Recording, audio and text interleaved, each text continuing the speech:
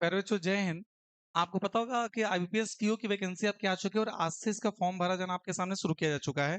ये इसका देखिए ऑफिशियल नोटिफिकेशन आपके सामने आया है, जिसमें कहा गया आपके सामने कि 1 जुलाई यानी आज से आप इसका फॉर्म भरेंगे और 21 जुलाई तक आप फॉर्म भर सकते हैं। उसके बाद इसका जो प्री का आपका पेपर होने वाला है वो आप देख सकते हैं कि आपका अगस्त में होगा। अगस्त में आपके सामने 3rd वीक तक आपका इसका प्री का पेपर होगा। क्लियर है?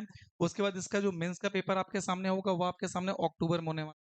तो ध्यान रखिएगा, जो मेंस का पेपर है वो आपके सामने अक्टूबर में होगा और इसका प्री का पेपर आपके सामने अगस्त में होगा। लगभग आपके पास इसके प्री के पेपर के लिए अब से लगभग 50 दिन का समय है, तो अगर आप चाहें तो बहुत अच्छा कर सकते हैं। हाँ, एक चीज जो है वो आपके सामने यह है कि पेपर का पैटर्न आपको पता होगा चेंज कर दिया गया है। पेपर के पैटर्न में क्या चेंज किया गया है, आइए ध्यान समझाते समझिएगा। देखिए, इसका जो पैटर्न आपके सामने पेपर का चेंज हुआ है,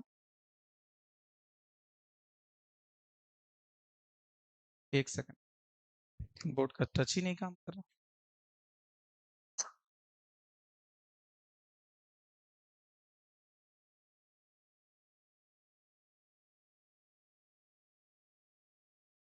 इस समय में नहीं पढ़ना नोटिफिकेशन में, सीधा हम आते हैं पेपर के पैटर्न पे कि पैटर्न इनका कितना चेंज हुआ।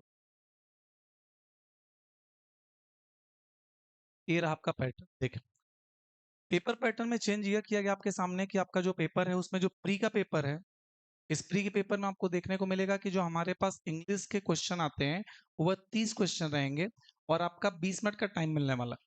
मैथ और रीजनिंग आपके सामने 35-35 क्वेश्चन रहेंगे, लेकिन रीजनिंग का 35 क्वेश्चन 40 नंबर का रहेगा और मैथ का 35 क्वेश्चन आपके सामने 30 नंबर का रहेगा।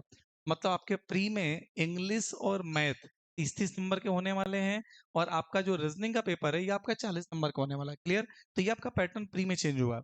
अगर बात करेंगे मेंस में, मेंस में क्या चेंज हुआ? मेंस में इस बार काफी बड़ा बदलाव किया गया है।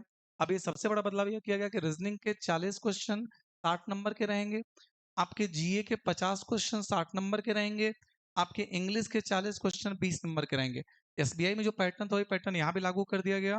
मतलब इंग्लिश का 40 क्वेश्चन 40 नंबर का जो था उसे घटा के 20 कर दिया गया और जीए जो 40 नंबर का था उसे बढ़ा के 60 नंबर कर दिया गया और मैथ में 40 क्वेश्चन आपके 60 नंबर के रहेंगे। तो आप देख सकते हैं कि आपका जो पेपर हो रहा है उस पेपर में आपके सामने जो हमारा जीए वो 60 नंबर का हो गया, जीए का वेटेज बढ़ा दिया गया और इंग्लिश 1/2 नंबर का होगा, मतलब 20 नंबर का कर दिया गया।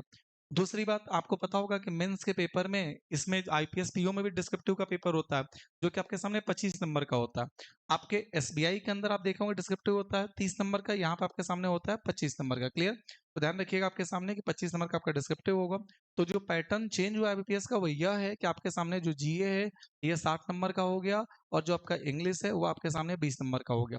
ये चेंजिंग हुआ है। बाकी मैथ आपका और रीजनिंग आपका ऑलरेडी 60-60 नंबर का था, वो ऑलरेडी है। क्लियर? एसबीआई पीओ में थोड़ा सा डिफरेंट था, आपने देखा था।